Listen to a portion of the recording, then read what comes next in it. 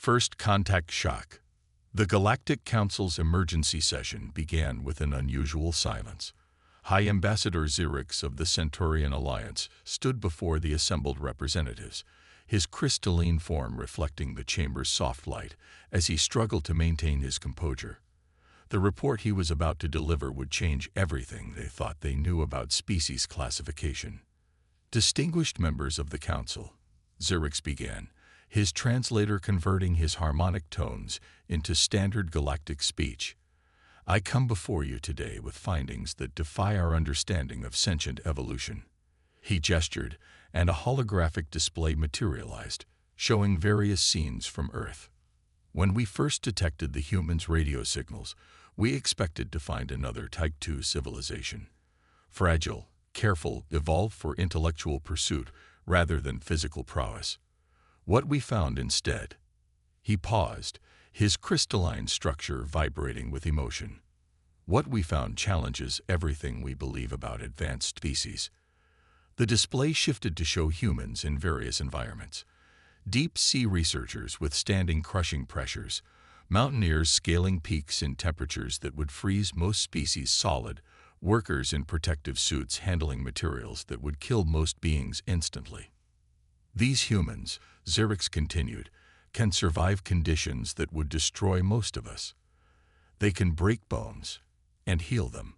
They can lose significant amounts of blood and survive. They can be deprived of sleep for days and continue functioning. But most remarkably, they can consume substances that would be lethal to any other known species. The chamber erupted in murmurs as footage played of humans drinking coffee, eating spicy foods, and handling materials that would be toxic to most alien species. One Maraxian representative actually changed color in shock when viewing humans performing extreme sports. But their physical resilience isn't what truly sets them apart, Xerix said, his voice growing more intense. It's their psychological makeup. Humans don't just survive. They adapt. They thrive on challenge. Where other species seek harmony, humans actively pursue difficulty for the sake of improvement. The display showed humans in training. Athletes pushing their limits, scientists working through failures, explorers venturing into unknown territories. They have a saying, "What doesn't kill you makes you stronger." Most species in the galaxy would consider this concept nonsensical. Yet humans not only believe it, they live by it. A new image appeared, a comparison of human cellular structure with other known species. Their bodies are constantly at war with themselves, destroying and rebuilding, adapting and evolving. Their immune systems are so aggressive they sometimes attack their own bodies. They require regular sleep not because they're weak, but because their brains are so active they need to forcibly shut down to prevent damage. The council chamber had grown deathly quiet. Xerix's next words fell like stones in still water.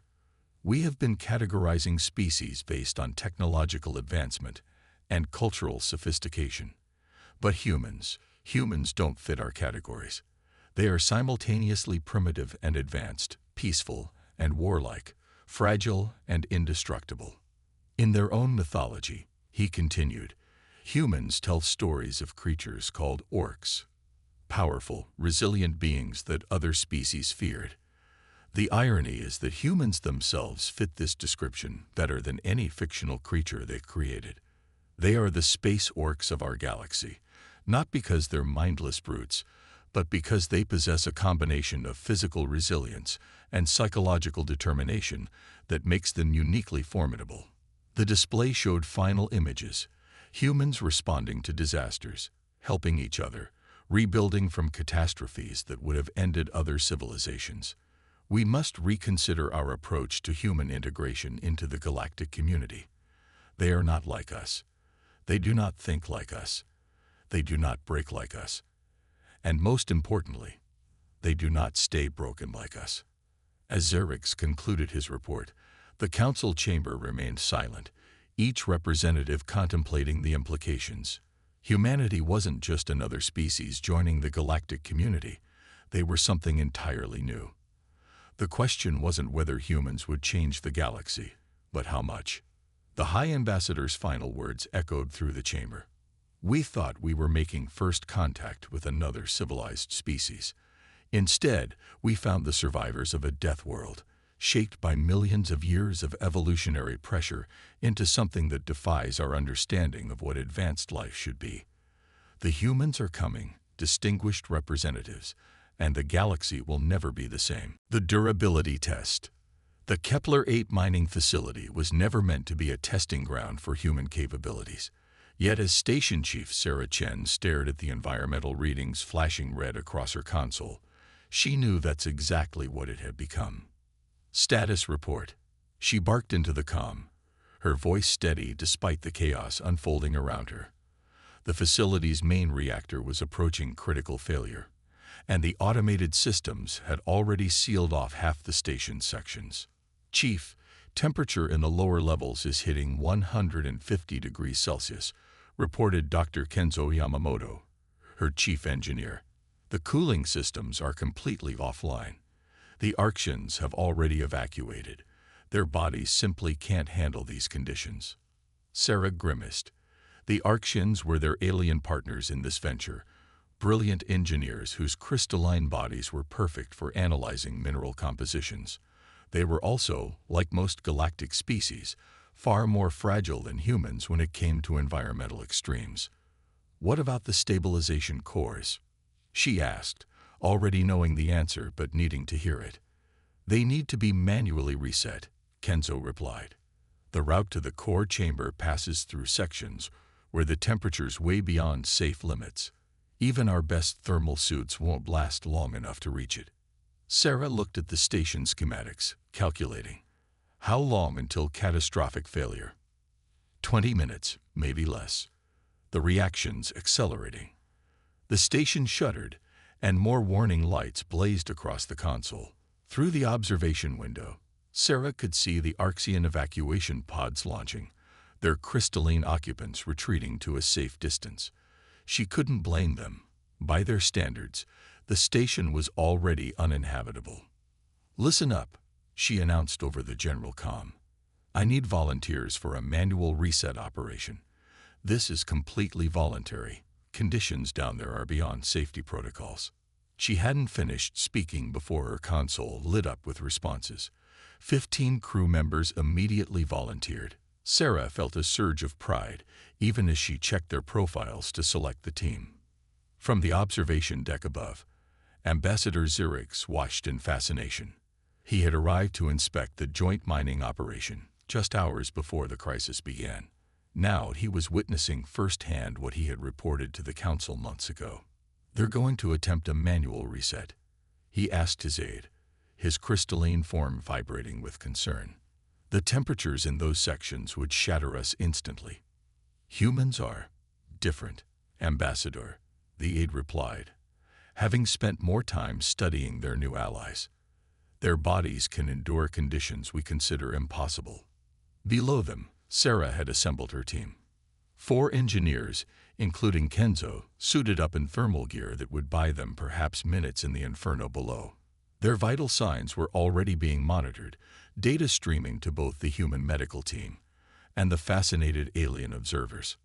Remember your training, Sarah addressed the team. Short bursts of movement. Use the cooling stations we've set up along the route.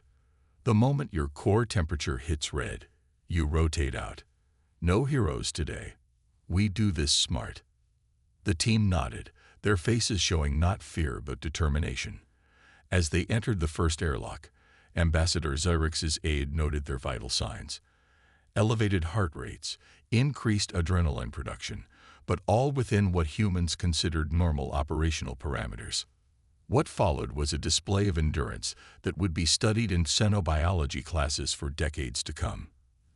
The team advanced through sections where the air itself was hot enough to scorch lungs, working in coordinated rotations.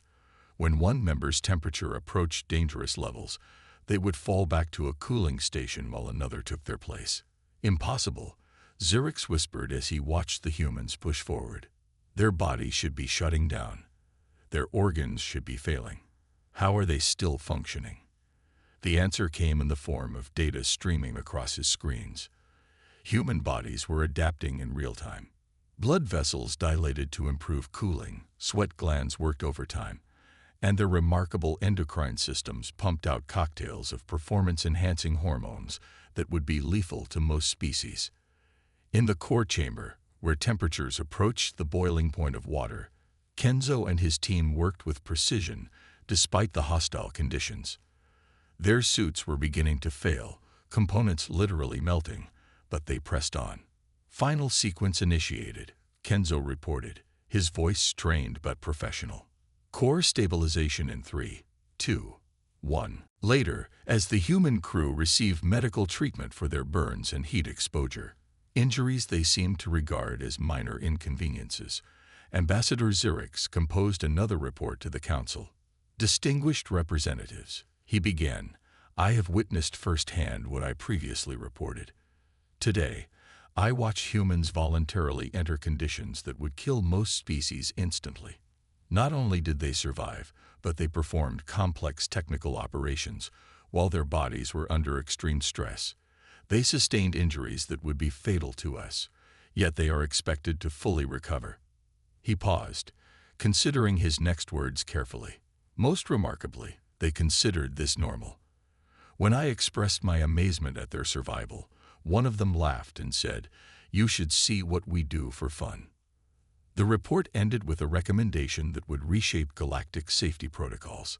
We must stop trying to make human operations conform to standard environmental guidelines. Instead, we must recognize that what we consider extreme or lethal conditions are, to humans, merely challenges to overcome. They are not simply resilient. They are built for conditions that would destroy most species. As the Kepler-8 facility returned to normal operations, its human crew already joking about their brush with death, the galaxy was beginning to understand. They weren't dealing with just another spacefaring species. They were dealing with beings who had evolved on a world that should have killed them countless times over, and had emerged stronger for it. The neural advantage. Dr. Mira Patel stood before the Galactic Science Council's annual conference, her holographic presentation showing comparative brain scans of various species. The audience, comprising the galaxy's leading xenoneurologists, watched with growing astonishment as she explained her findings. "What you're seeing," she said, indicating a particularly active human brain scan, "is not an anomaly. This is how human brains process trauma and stress, not by shutting down, but by forming new neural pathways." The presentation shifted to show a time lapse of human neural activity following a traumatic event. Unlike the predictable patterns seen in other species, the human brain displayed chaos that gradually resolved into new, stronger connections. "We used to think our capacity for psychological recovery was a universal trait," Mira continued. "We were wrong. The human ability to process trauma and continue functioning isn't just unusual, it's unique in the known galaxy." In the audience, Dr. Kazoth, a leading Valerian neurologist, raised an appendage. "But the energy cost must be astronomical. How do humans maintain cognitive function under such conditions?" Mira smiled. "That's where it gets interesting. Humans don't just maintain function. They often improve it. We call it post-traumatic growth." She brought up new data showing human performance metrics before and after major challenges. The chamber erupted in murmurs as the implications became clear. Where other species required careful protection from psychological stress, humans actually grew stronger from it, provided they had the right support systems in place. "But surely there are limits?" another scientist asked. "No species can endure endless psychological stress." "That's the thing," Mira replied. "We keep looking for the breaking point, and we keep finding humans who push beyond it. Take the case of the Frontier Station incident. The display shifted to footage from a deep space research station. The station had lost contact with Earth for 3 months due to a spatial anomaly. For most species, such isolation would cause severe psychological deterioration. The human crew not only survived, they thrived. During their isolation, the crew established new routines, created their own entertainment, and even conducted breakthrough research. When contact was restored, many of them reported feeling disappointed that their adventure was over. The footage showed human crew members laughing, playing improvised games, and continuing their work despite their complete isolation from home. To the alien scientists watching, it seemed impossible, yet the data couldn't be denied. But here's what really sets humans apart, Mira continued. It's not just that we can endure trauma, it's how we process it. Other species experience psychological damage as a linear degradation. Humans, she pulled up a new graph. We experience it as a fluctuating cycle. The display showed the now famous human resilience curve, a pattern of stress, adaptation, recovery, and growth that seemed to defy conventional psychological models. You see these dips. That's where most species would experience permanent damage. But humans, we call these learning opportunities. Our neural plasticity allows us to literally rewire our brains in response to stress. Dr. Kazoth's color shifted to a deep blue of concern. Are you suggesting that humans actually benefit from psychological trauma? Not exactly, Mira clarified. We don't benefit from trauma itself. We benefit from overcoming it. It's a subtle but crucial difference. Our brains are constantly rewriting themselves, forming new connections, finding new ways to adapt. She brought up one final set of images, human brain scans showing the formation of new neural pathways after various types of stress. This adaptability isn't just psychological, it's physiological. Our brains physically change in response to challenges. The implications were staggering. The galaxy had encountered many species that were physically tough, others that were mentally resilient, but humans seemed to be uniquely capable of both physical and psychological adaptation. Think about what this means, Mira concluded. When other species encounter trauma, they typically need time to recover, often with permanent impairment. Humans, we build support groups. We share stories. We turn our trauma into art, into literature, into motivation for change. We don't just survive trauma, we transform it. As the presentation concluded, the alien scientists began to understand why humans had earned their reputation as space orcs. It wasn't just their physical resilience or their technological achievements. It was their fundamental ability to face the impossible and emerge changed but unbroken. There's an old human saying, Mira added as she finished her presentation, that which does not kill us makes us stronger. For most of the galaxy, this is nonsense. For humans, it's practically our species' motto. The conference hall remained silent for several moments after she finished. Finally, Dr. Kazoth spoke again. Dr. Patel, given these findings, should we be concerned? Mira's response would be quoted in synapsychology textbooks for generations to come. No, doctor. You shouldn't be concerned that we're too resilient. You should be concerned about what made us this way. Because somewhere in our past, our species faced something that should have destroyed us, and instead, it forged us into what we are today. The hive mind's mistake. The collective had never known failure.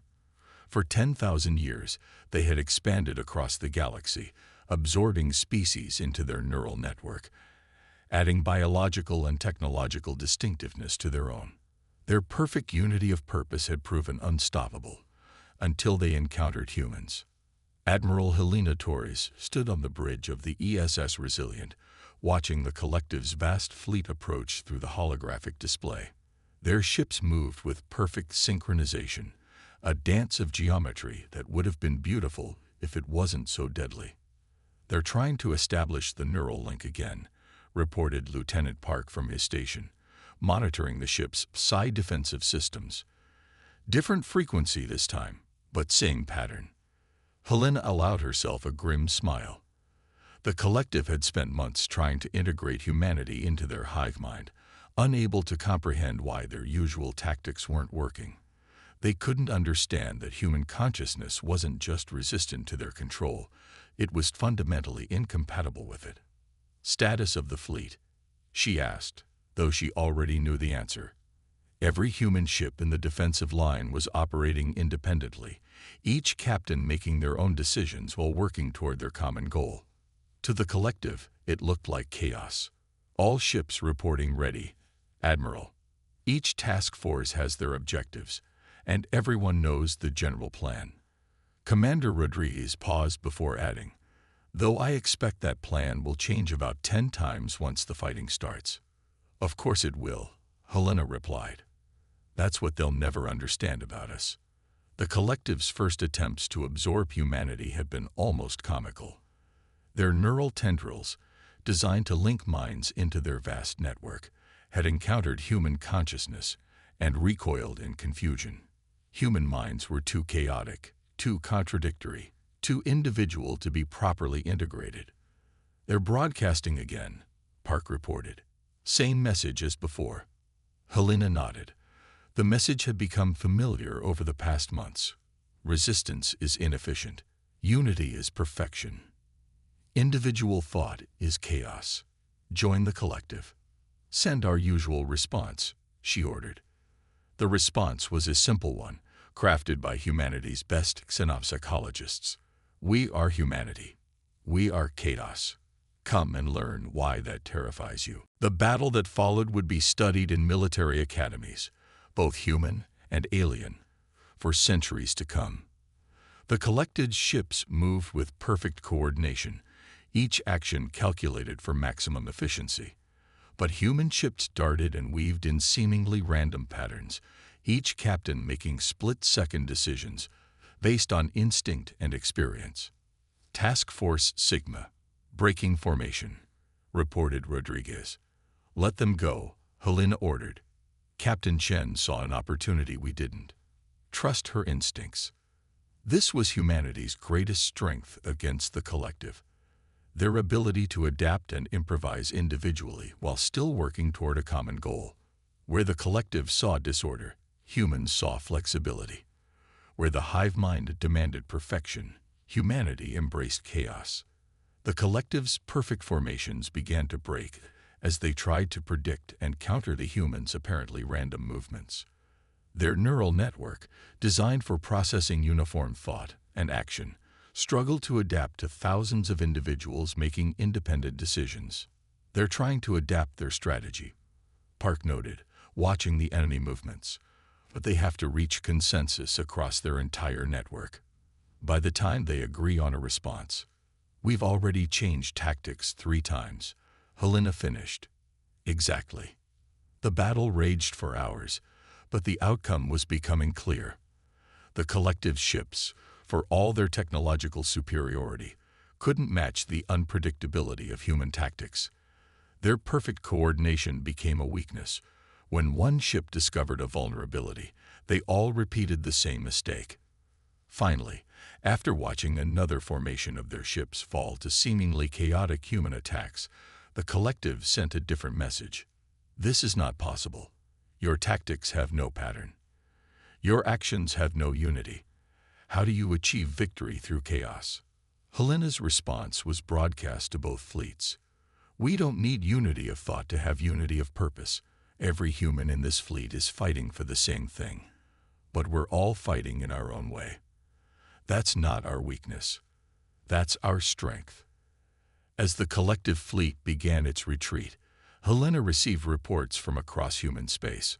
The hive mind had tested humanity's defenses in a dozen sectors, and in each one, they had met the same mysterious resistance. Humans fighting as individuals but functioning as a team, their very unpredictability becoming their greatest defense. In their after-action report to Earth Command, the collective would write, "Human consciousness exists in a state of perpetual chaos. Each mind a unique pattern of contradictions and adaptations. They do not think as one, yet they act as one. They do not move as one, yet they succeed as one. They are not a hive mind, yet they achieve what only a hive mind should be capable of achieving. They are an impossibility, and they have made that impossibility their greatest weapon." Helena's own report was considerably shorter. The collective made the classic mistake. They assume that because we think differently from each other, we think less than they do. They didn't understand that our greatest strength lies not in thinking alike, but in thinking differently while fighting together. Evolution's champions. The grand archive of galactic history was usually a quiet place, but today its ancient halls echoed with urgent discussion. The leading xenobiologists, historians, and evolutionary specialists from across the galaxy had gathered for what might be the most important revelation in their field. Dr. Elena Santos, Earth's leading evolutionary biologist, stood before the assembled scholars.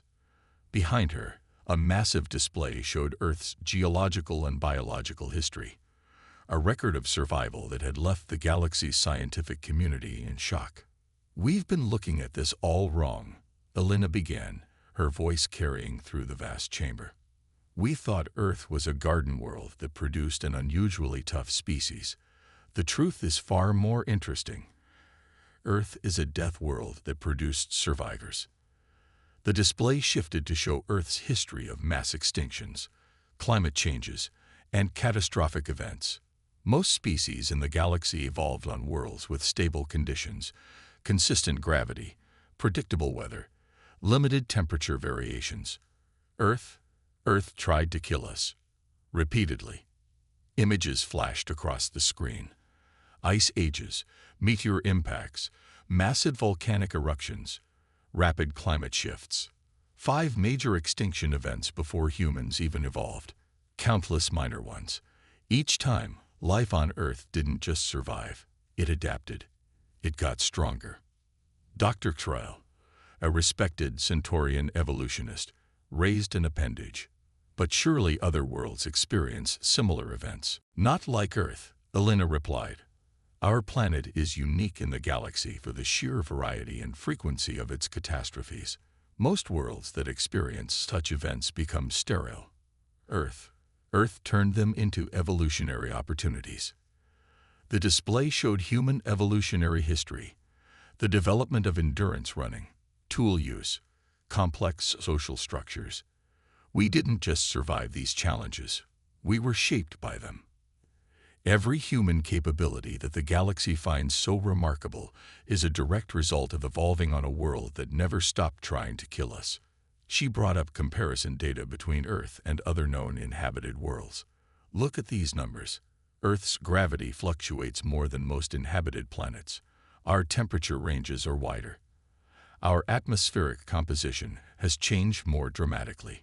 Our tectonics are more active. We live on a world that most species would consider actively hostile to life." The assembled scholars watched in fascination as Elena explained how each unusual human trait could be traced back to Earth's challenging conditions. Their physical endurance evolved for persistence hunting on a high-gravity world. Their psychological resilience developed through countless generations of adapting to rapidly changing conditions. Their individual adaptability, a response to an environment that never stopped presenting new challenges. "But here's what's truly remarkable," Elena continued. "When most species face an existential threat, they either adapt to survive that specific threat or they die out. Humans, we developed generalized adaptability. We became good at surviving everything." She brought up new data, human performance metrics in various extreme conditions. "We can survive in deserts and Arctic conditions. We can learn to breathe at high altitudes. We can adapt to different gravity levels. We can eat almost anything. We can survive injuries that would kill most species. Why? Because Earth taught us to be ready for anything." The display shifted to show human civilization's development. And when we couldn't adapt biologically fast enough, we adapted technologically. We didn't wait for evolution to give us fur. We invented clothing. We didn't develop natural weapons. We created artificial ones. We didn't become immune to disease. We developed medicine. Dr. Trill's crystalline form vibrated with excitement. "You're suggesting that human technological development was driven by the same pressures as your biological evolution." "Exactly," Elena confirmed. "Every human innovation, from the first stone tools to our latest starships, comes from the same drive. The need to survive whatever challenge comes next. We don't just adapt to survive current conditions. We adapt to be ready for whatever might come. The implications were staggering. Humanity wasn't just another spacefaring species. They were the product of an evolutionary crucible, unlike anything the galaxy had seen before. Their very existence defied conventional understanding of how intelligent life should develop. So when you look at humans and see space orcs, Alina concluded, what you're really seeing is the end result of millions of years of survival against impossible odds. We're not warriors by choice. We're survivors by necessity.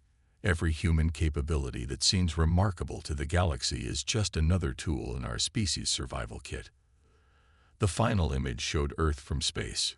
Beautiful, deadly, and unique. Our world taught us that survival isn't about being the strongest or the fastest or the smartest. It's about being able to adapt to whatever comes next. That's why we seem so resilient to the rest of the galaxy. It's not because we're stronger. It's because we never stop adapting. As the presentation concluded, a profound silence fell over the Grand Archive. The galaxy's leading minds were beginning to understand. Humans weren't just another species to be studied. They were living proof that life could not only survive but thrive under conditions that should have made civilization impossible.